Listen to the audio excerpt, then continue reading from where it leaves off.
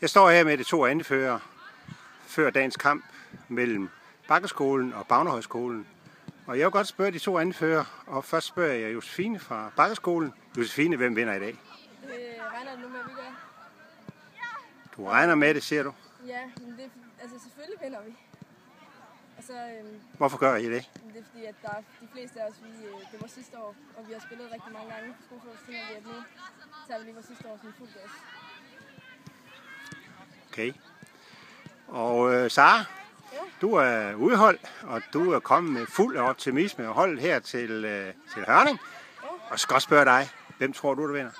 Selvfølgelig håber jeg, at vi vinder. Jeg synes, vi piger har et godt sammenhold, og vi har også selv nogen, vi måske går i klasse med, men vi har det rigtig godt sammen, og vi spiller godt sammen. Okay, så skal jeg lige høre først Josefine. Hvad bliver resultatet? Ja, 2-0. Og hvad siger Sara? 2-1 til os. 2-1 til jer. Jamen, det bliver en spændende kamp, tror jeg. Held og lykke med det. Tak.